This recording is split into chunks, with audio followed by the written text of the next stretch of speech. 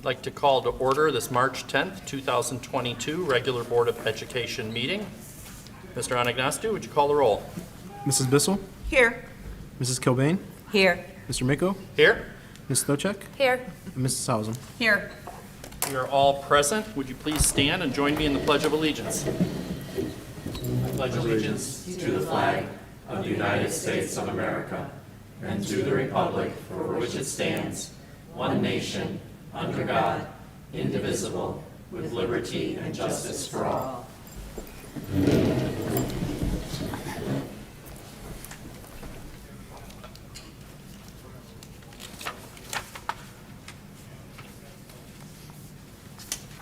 Next on our agenda is our district goals. Our district goals remain academic achievement and growth, financial prudence, and community engagement. And since we are here at Polaris Career Center, I thought I would share our highlight would be A, financial prudence, but we would highlight some financial prudence of our partner, Polaris Career Center. And back in January, Moody's did a reevaluation of Polaris and assigned a AA3 to Polaris Career Center Ohio's refunding of COPS. And reading from the press release, the issuer rating reflects the district's ability to repay debt and debt-like obligations. Following the sale, where did it go? I apologize. The rationale, the rating reflects the vocational school district's sound economic fundamentals supported by its broad suburban tax base in Northeast Ohio.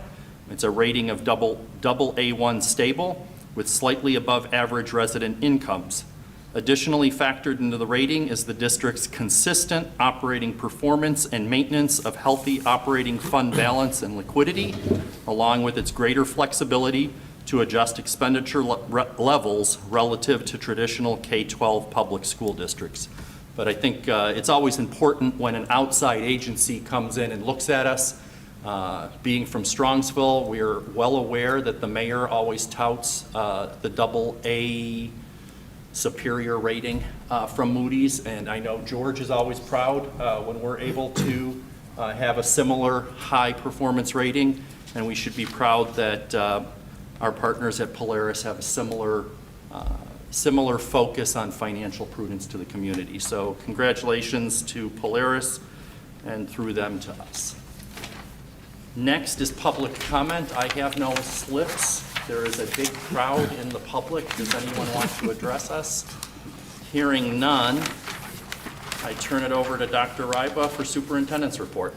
Thank you, Mr. Miko. Before we get going with the presentation, I'd like to ask the Superintendent of Polaris Career Center, Bob Timmons, to come to the podium to share some information, some news with the board. Good evening. It is my pleasure to welcome you tonight to Polaris Career Center. It's always a special treat when we can open our doors to especially our associate school boards to be able to come in and see a little bit of what happens inside of our district, showcasing some of the things the great students are doing here, not only here from Strongsville, but also from our other consortium districts. Tonight you are in our new what we call Savor restaurant. You can see the large sign on the side. It is our student-run restaurant, which is part of a new operation where we renovated our facility beginning in 2016. So at that time was the first time we had a levy since 1980, and Mr. Miko was our president at that time. And not only helped us lead through that process of going for a levy twice, but then also directly into a renovation project. And you are seeing the results of $60 million of equipment and changes in facility. And the whole focus at that time, the reason for that levy was so that we would, as Richard often said, have a greater return on our investment. What's the return on investment for Strongsville City Schools as well as our other compact districts? So part of that return on investment is showing up that finally we are out of COVID, we're back to a normal format, and for the first time in the history of our district, we are completely full next year for our incoming classes. So that is a great kudos that was the whole intent. We wanted to make sure that we could open our doors to even more students. Mr. Miko resigned from our board in June of 2020. Over 6 years of service, much of that as our president also. So typically, we like to thank board members at a dinner that we hold yearly, but that hasn't happened because of the pandemic. So we didn't want to let this go on any further. So on behalf of our Board of Education, Mrs. Bissell has something to present to Mr. Micko. By word and deed, your presence has enriched the lives of students and served as an example to all. It's honoring your years of dedicated service to Polaris Board of Education.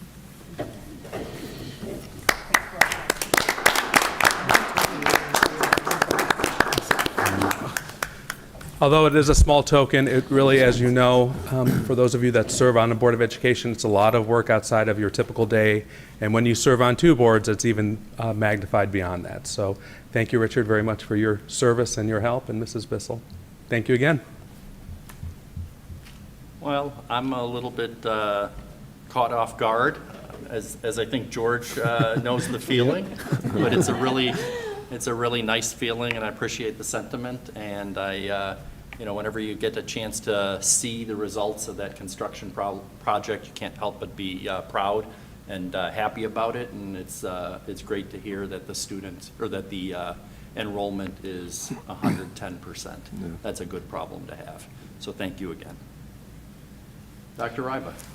At this time, we're going to ask Jessica Frenchick, our Instructional Integration Specialist, to come up to the podium. Board members, you have the slides in front of you. We'll have the slides on the screen in the back of the room. But as we've done throughout this school year, we've highlighted some of our new positions and the return on investment they are having in terms of teacher capacity building and student achievement. So Jessica, I'm going to turn it over to you to kind of give an update as to what's been going on this year with your new role. All right, sounds good. Is it on up there, or Yeah. just Yeah. use it from here? Oh, It's just a blank slide. It's okay at the oh, next just one. go. You're so good. All right, so like Dr. Ryba said, I'm Jessica Frenchick.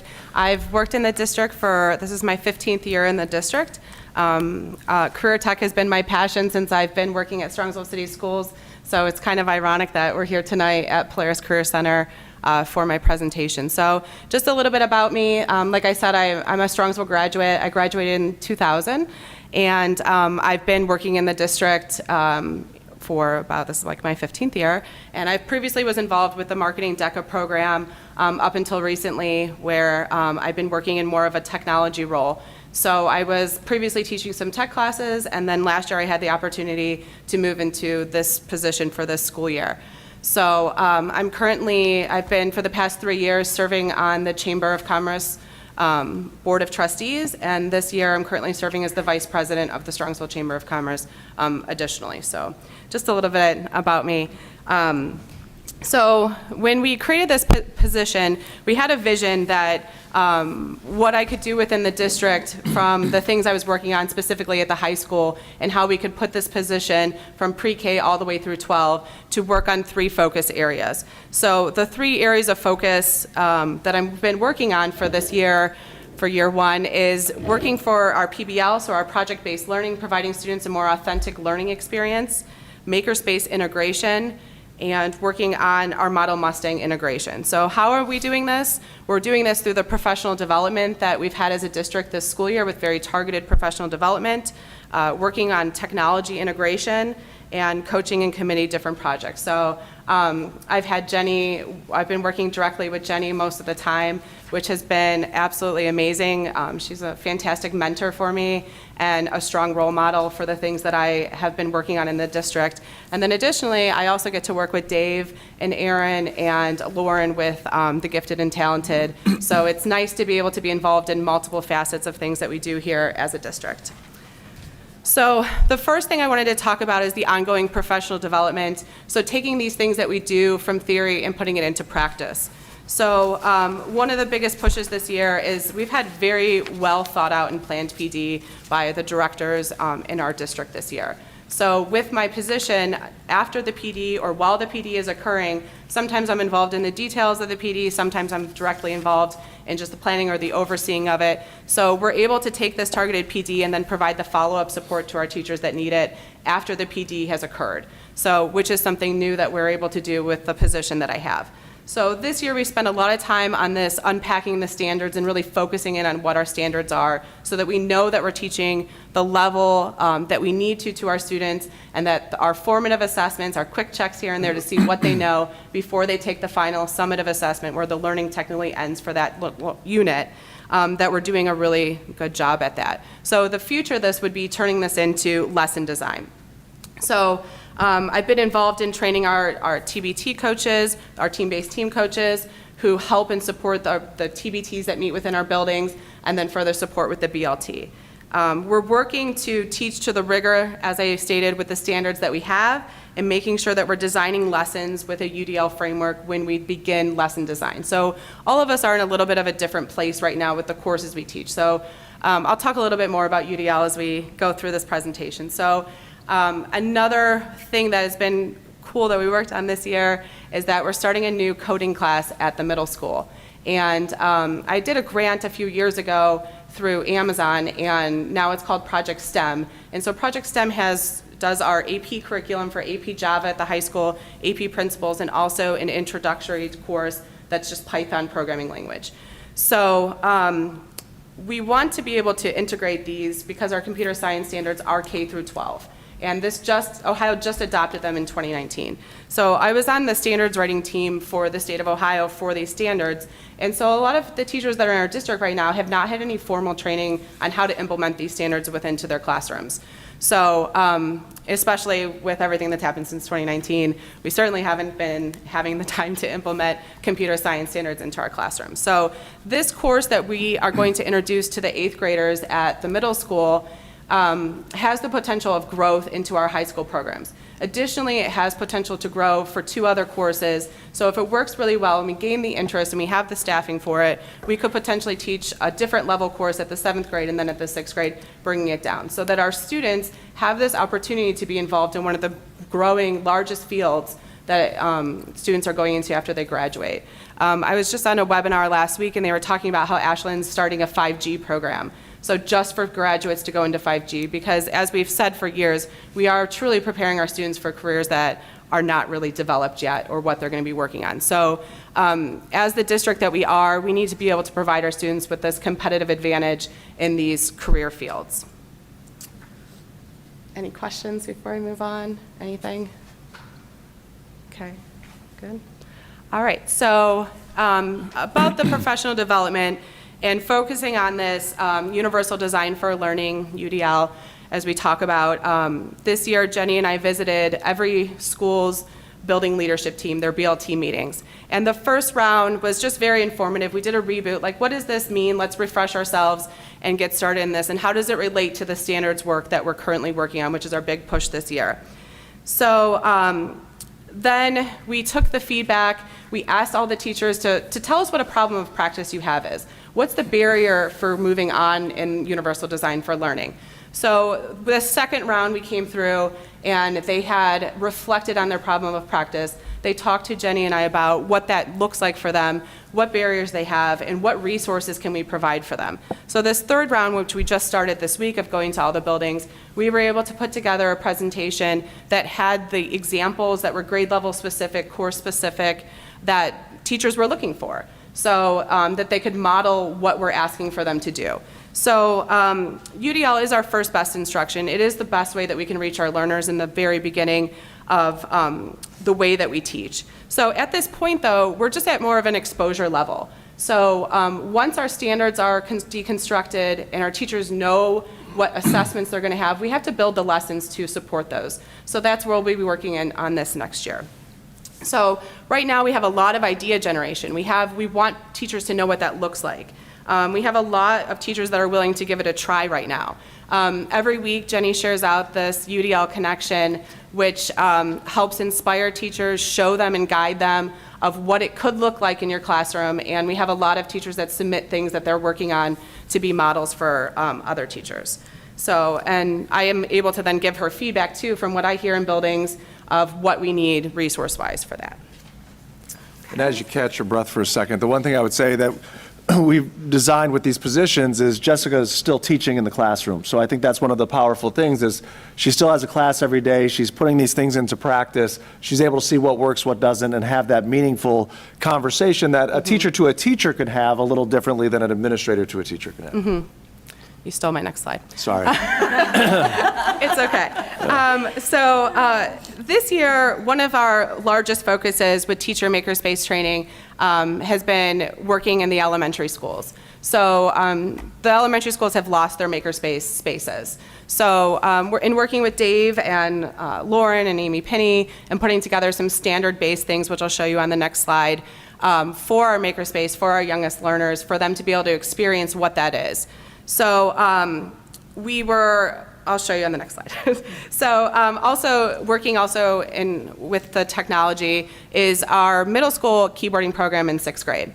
So when I first started at the high school, we had keyboarding at the high school level. We realized students needed that earlier. So we've moved that course now down to the middle school, and now working through with other teachers, we've realized that students actually need not only the keyboarding piece, but they need to learn that tech piece a little bit sooner too. So like, for example, I was working with an 8th grade social studies class, and students were working on building different colonies and what that would look like if they created their own. And they were trying to build these websites, but they didn't have the skills in the background to build the website. So the goal of the lesson was to learn about the colonies, but they also needed that tech background. So if we can start some of this stuff just a little bit earlier and still give them the skills that they need, we're able to produce these higher level thinking projects that we want our students to do. So that's something that Dave and I are working on together for that. So, and then additionally, like as Cameron had mentioned, I am still teaching a class, which is very important. It's also very important to my colleagues for them to know that I'm also in this with them, of the things that we're, initiatives or things that we're working on and doing, that I'm able to take some of these strategies, try them first, find out what doesn't work, how many times do I have to try it until it does work, and it helps with the process that we're all going through. Okay. What class are you teaching? I'm currently teaching Intro to Python this semester.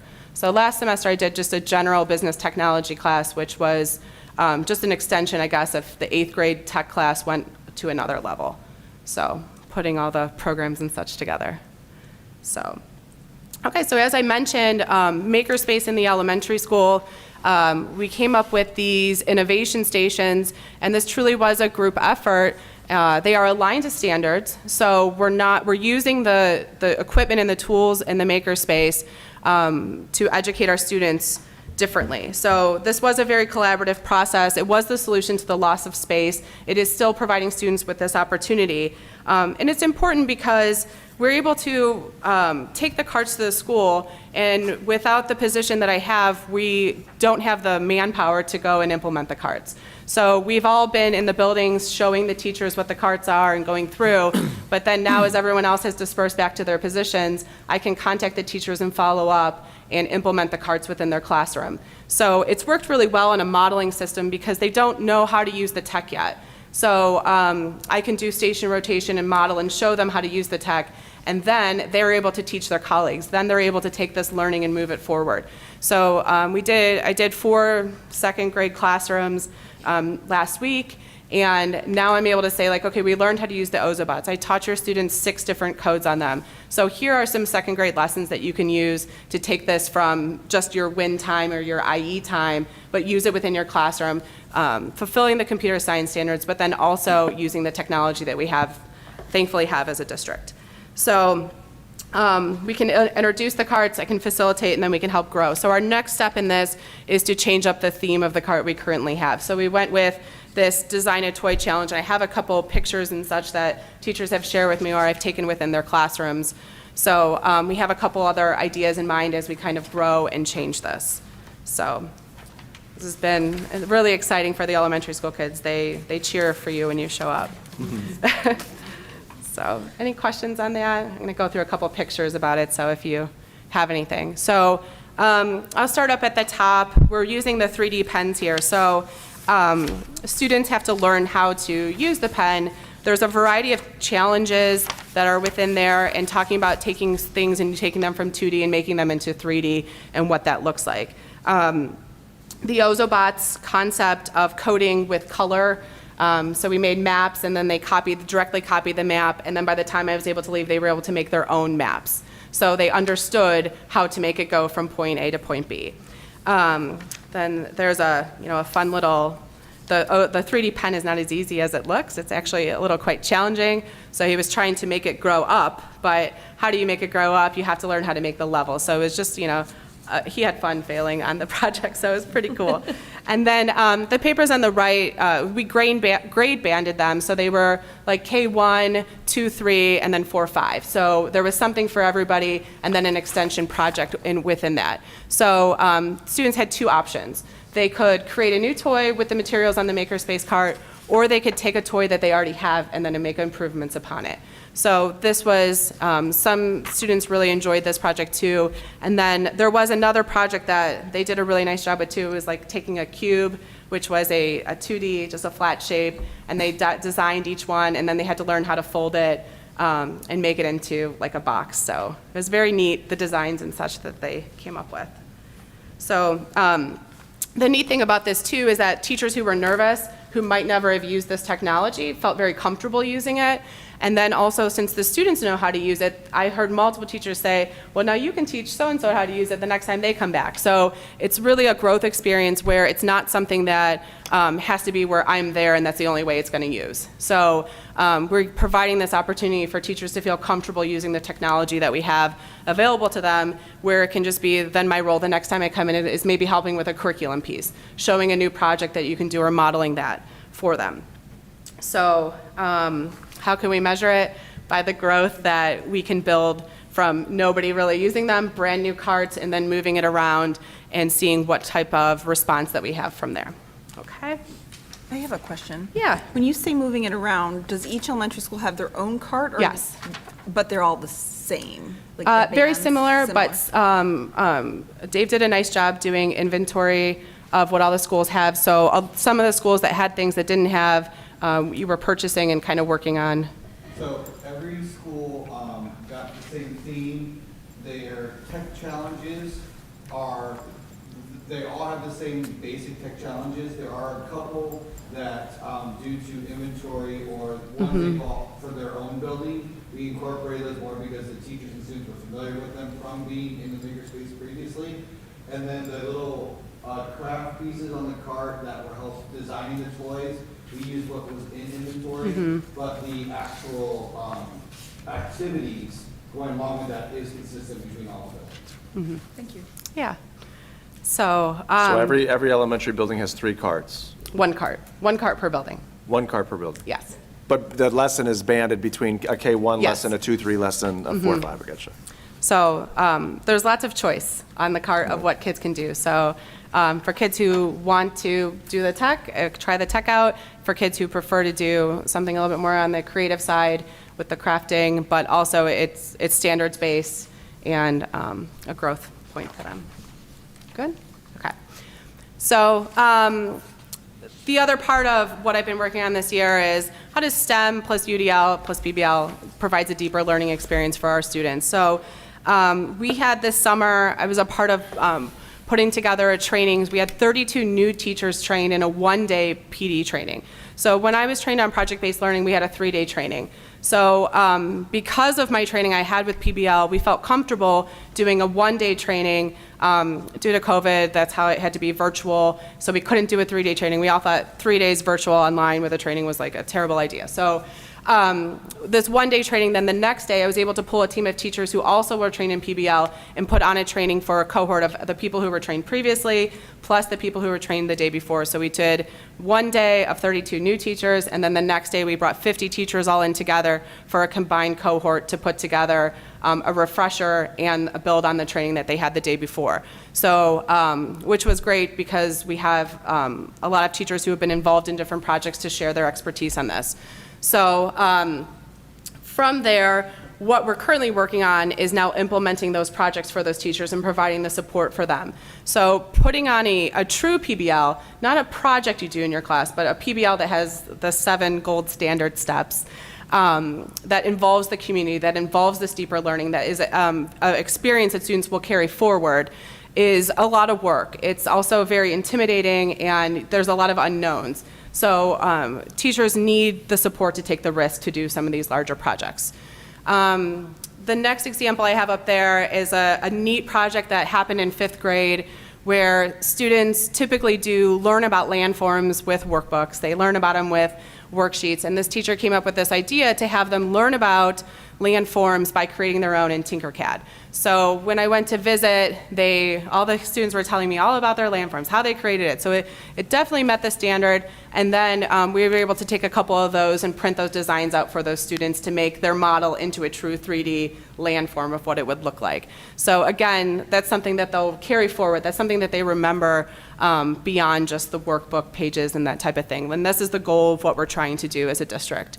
So the other idea on this side there, I worked with Lauren on for a gifted class with gingerbread houses and paper circuit lighting. So even though like this was a gifted opportunity, it's important though that to be involved in this opportunity because I can take what we've done here, then I can scaffold it down for all of our learners. So trying it for the first time, seeing how it goes, and then seeing how we can move this to other areas for all students to experience a project like this.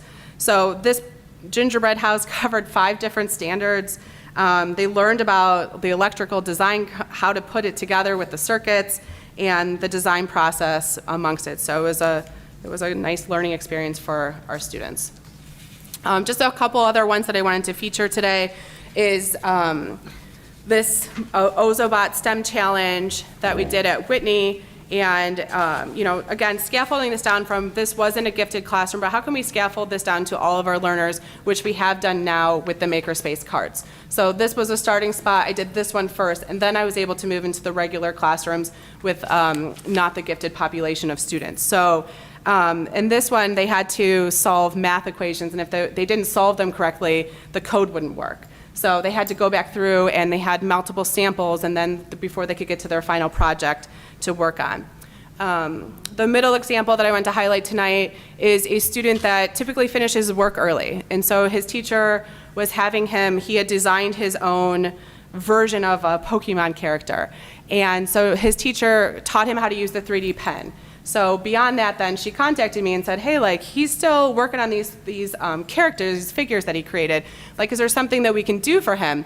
So I said, yeah, we can 3D print them. So he took all his designs he had on paper. She taught him how to use the program software. I was able to 3D print these for him, but then also through the design process, take them to him as a failed print and identify what we needed to do to fix it. So again, while this was just a learning experience for one kid, it's impactful for a teacher to know that they can reach out and that they can take one student's learning a little bit further, and then how we can translate this to other schools and other classrooms across the district. So it's just, a benefit of what we have right now. So he also then, pulled in a literacy component where he would write about them in class. So it was very encouraging to have such a motivated 3rd grader working on these cool STEM projects on his own time. And then the last example up there is from the high school marketing program. They covered 7 steps of a sale and the learning that took place when students had to create their own project. So we have these tall tables in the room. We got these maker tables, and all their book bags are all over the floor. It's like, dirty. So their teacher said, hey, here's a problem. I want you to create something to hang these book bags. So they had to do the measurements. They had to invest in talking about, like, how would I make and create this product for someone to use? And then they sat in front of a panel of judges for their midterm exam and pitched their product ideas to a bunch of people who knew about, like, what types of materials would you use, how many pounds will it use, how can we take this and sell it, and what type of packaging will we put together with it. So it was a very hands-on, real-world experience and a different way to teach the 7 steps of a sale, which is very textbook-based. And this is something that they made and create and then sold. So it's a very authentic learning experience. And then next year, she can take this project and expand upon it to involve a different community aspect to it. So STEM, UDL, choice and voice, and our PBL projects does lead to deeper learning experiences for our students. Okay, all right. Guess what? Almost done. So where are we going with this in the future? I don't want to give too much away about the project up in the top because that's something you'll be invited to when they have the grand opening. It's a garden project, so growing the Mustang mindset, very catchy. So it's coming in May, but they're working with community partners again to provide students with this experience about how does gardening relate to taking care of yourself. So it's very SEL component to it for their social emotional learning. So I think May 13-ish, but don't write that down. Mr. Edmonds will reach out and invite everybody to the grand opening. They currently have a lot going on in that. So this year also our AP Environmental Science teacher was trained over the summer, and she implemented this project-based learning within her class. And it's a struggle for students who are not exposed to this type of learning for them to have this new exposure. Our students, especially our AP students, are trained to, this is the material, this is what you do with it. And this new way of thinking about it has them having to come up with the answer that's not something you can Google. So it's very challenging, it's very relevant, and it's preparing them for what they're going to do when they leave us at the high school. So it's a struggle to teach them in this way. So if this is something that we can implement younger on and keep our students with that excitement about learning and push it through all the way when we get to the high school, these types of things won't be as big of a challenge of keeping them engaged with trying to solve it. So she did a really neat project. It was on 60 Seconds with the Superintendent, and had them come up with ways they had to have to make things more energy efficient at home. So they had to do an analysis of how much energy are you using at home and what could you do to improve it. So they never read an electrical bill. They never read their gas bill. They never had gone through those and what does that look like for them. So, and then they had to make a pitch of what you could do at home to improve on this bill, these bills that you had. So our AP government teacher agreed to also be trained in project-based learning over the summer, this coming summer. So that'll be a great experience for those students there too. Okay, and then we're working currently, this is what the projects kind of start like, with your essential question up at the top, and then the brainstorming that goes on about it. And those Post-it notes are all the feedback that were given at the training session.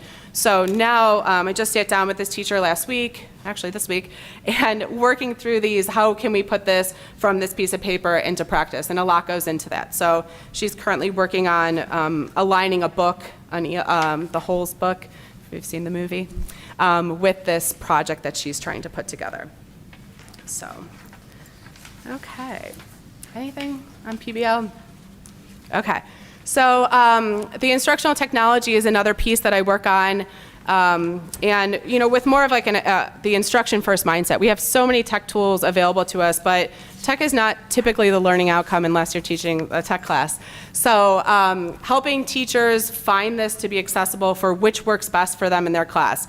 And it's not about using all 6 things I have up there, but it's about finding the best ones that eliminate barriers for your students in the classroom and which one fits for what you're teaching best.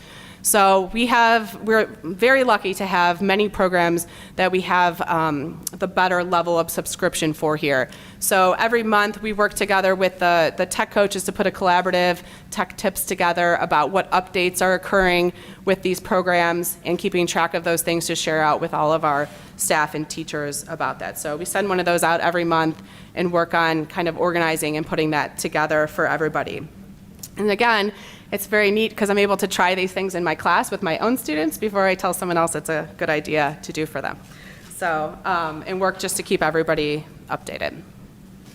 Okay, and then I'm very involved in a lot of committees here. I have been since I worked in the district, but I guess like what's important is that I'm able to see things at all different levels and then kind of connect and make those connections for our teachers on things that they might be struggling with. So provide alignment between the buildings. And like I said, sometimes I'm involved in the planning, sometimes I'm more in like the, working with the different groups to put PD on or plan it. But like this PD day, I'm working with the elementary teachers, but I'm able to kind of put that alignment of what's happening around the district everywhere and provide some voice and add value to these things that are occurring within our district.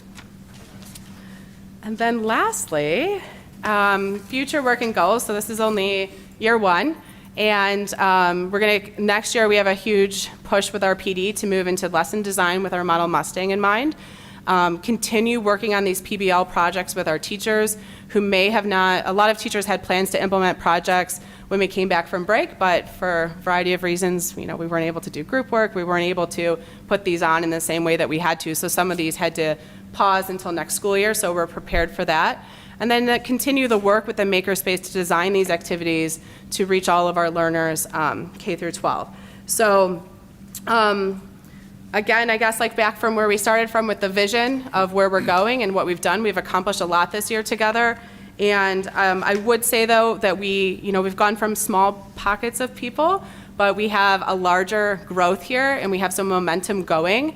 And I do think though that like once you have a successful experience working with one teacher, then 3 other classrooms contact me to come back in to work with them on what they're doing. So it's a nice way to grow this stuff that we're working on as a district and to make things accessible for everybody. So that's pretty much what I have for tonight. So if you have any questions, I'd be happy to answer them. I have a question. How do you decide which classrooms to go to? Is it strictly teachers reaching out to you, or is there some other methodology? So it's a little bit of that, but then also in communication with the building principal, they have recommendations of areas that could use some support and help too. So with the Makerspace cards, we sent out emails to everybody, and some teachers reached out, and then after some teachers had the experience, then other teachers who were like, oh, hey, I heard about that. Like, can you come back? Can you show us this and put this on for our classrooms? So it's a little bit of both. Thank you. So anybody else? Couple of questions. One, you talked about how we recognized that we needed to do typing and applications sooner. When do we say we're pushing it too far down and they're not ready? Well, they type in 3rd grade for the test, so I would say that 6th grade is a great place to really work on form and what is it, like ergonomics? Is that the word? Pretty big word. To work on that so that they can type effectively, like not like the hunt and peck type typing. And I mean, I'd have to think how big a 6th grader's hands are. Well, when I went to Strongsville City Schools, I learned in middle school. Okay. I mean, But yeah, sometimes good we question. push stuff down and Right. and they're just physically not ready to learn it. Well, Typing we may are be a bad one-to-one example, but- everywhere but K and 1. No, we're actually one-to-one. We're one-to-one. Everywhere. The only difference with our Chromebooks is kindergartens have touchscreens as an option, so they don't recognize all their letters yet. They can use ClassLink still to get into different programs. But we do purchase a program called Typing Agent that teachers can utilize during their IE time as well to help build the foundational skills of typing for even our youngest learners. If the standards are still the same, I think it appears like in 2nd grade is the first grade where it says like some keyboarding skills. And years ago, we used to have learning.com, and part of learning.com was a keyboarding platform, and that's where we found that it was too young to push it at that level. And so, as Jessica said, even though they're using it on the test, it's not as cumbersome, and they're able to get by, but 6th grade was the spot where Right. we landed on. So we have like a plan to do, like they're still going to learn all the keys with Fidelity, but then also just to incorporate an exposure to these other programs. So because they have to take 6th grade as mandatory, 7th and 8th is optional. So we want to make sure that if they don't choose a tech class for 7 and 8, that they've been exposed. And who wants to do keyboarding for 9 weeks? I mean, that's a long time. Of course. That's a long time. The second question is, you talked about how for a lot of the teachers, it was a change in mindset, especially with the project-based learning. What conversation do we need to have with parents? Because that mindset change is going to be just as much with parents. I mean, as a parent, I want to make sure, when you come home with homework, you do your spelling worksheet, you do your math worksheet, you read your book. Well, that doesn't work, we can't say, well, we could send Ozobots home with everyone and they'll never come back. They might not, right? But it is a different mindset, and then you said a number of times, we learn through failure, and that's a different mindset. So Absolutely. what do you have that parents need to be aware of? So I think that as we start implementing our Model Mustang K through 12, working on that resiliency piece with our students and also with our teachers though, is when you plan lessons with UDL as your framework, you're through that process you're preparing students for those mini failures along the way. So when you choose UDL as a first best instruction, and I have my unit and my lesson in mind, and then I teach that, then I give a formative check to see where is everybody at right now, then I'm able to, you'd say like, hey, like not yet, sort of, got it. And then I'm able to group students in that way. So I think for our students, once they're finding that success in this different way of reaching them and teaching them, is then I'm reteaching with this group, I've given an extension to this group, and I've wrapped around this group with some peer mentors or partners with them. So I think as though as we move as a district in this way, that parents will understand from a younger age on that it's not as when they come to high school and you take an AP class and you're like, are you teaching me for this AP test that I have that I paid $90 for? So, and that's part of that like growth and learning that I think that we all need to have. And that's where like the makerspace idea came from, is that we can't just Google everything. Like we have to learn how to do things again in a different way. So I would say though that as teachers do these project-based learning, that they do let parents know that this is what they're working on and this may be how it goes. And we have talks in the district. We have a grading committee to talk about some of our grading practices and how are we measuring results, like what's the difference between a 91 and a 93, and how are we allowing students to feel comfortable in those mini failures they have along the way to build that resiliency. And some of that goes with grading, which is very important to a lot of students. So. And then my last question, we talked about the next step, or a next step is building lessons and lesson design. Have we thought about how we're going to share that as a district? That, I believe, is in next year's PD. Okay. So as we're working as a district. So this year we're doing, obviously like standards is our huge push this year, but as we go to the BLTs where you have your building leadership teams together and we're getting that feedback as this week as we're presenting these new ideas out to them. And again, we're gauging a measure of where everybody is so that we can meet our staff where they're at too. So the lesson design will be rolled out with a professional development that is attached to it. And this is the geek in me coming out, have we thought about a repository, a library, whatever tool we're going to use to save and store and share these lessons? And if we haven't, that's something we can think about. It is, definitely. In anticipation of next year. Yeah, definitely for our proprietary work. So. 2 + 2 still is 4. Or 11 in binary. Okay, anything else? Good? Thank you, Jessica, I appreciate it. Thank you for having me. Yeah. You know, I've said this a lot throughout the last couple months, but I do want to once again thank the board for your vision and your foresight in seeing. I mean, this position really isn't in a whole lot of districts, and I think, you know, as Jessica wrapped up her comments at the end, we're making things accessible for teachers that otherwise, not because of a lack of want or desire to learn, but just the challenges and all that's going on in the daily work of a classroom, to have somebody come in and have the safety net of Jessica to model it, to be able to handle challenges that come up. I think you said, how many, you know, I've tried things in my classroom 2 or 3 times and have learned from that, and she could take that learning experience. And this is one of those things where, right, in school districts and companies at times we say, here's what we're doing, here's the directive, here's the initiative, everybody's going to do it and we're going to support you. For some of the things that we're doing now, it's how can we take advantage of interest of our staff to build these pockets of innovation that will then spread, because when Michelle, who works next to me, says, hey, you should check this out, this is really cool, it's easy, my kids were into it, that spreads down the hallway versus me or somebody else saying, you know, we're going to be an innovative district. It's a lot more meaningful coming from that kind of diffusion of innovation that way. So thank you for your work. I think we've had a phenomenal first year. We've got a good foundation for where we're going next year, and we're seeing some meaningful change. Moving on, we do have one item under Human Resources, a resignation be resolved upon my recommendation that the following non-certificated resignation be accepted. Maritza Condeni, MI Special Education Aide at the preschool, effective on March 15, 2022. The only reason it's a separate vote is because we have nothing else to vote on for this board agenda, so we do need a roll call vote. Do I have a motion? So moved. Second? Second. Was it Haley or Sharon? Me. Sharon. Motion by Mrs. Hausum, second by Mrs. Cobain. Yes. Any discussion? Other than who did the second? Who's up first?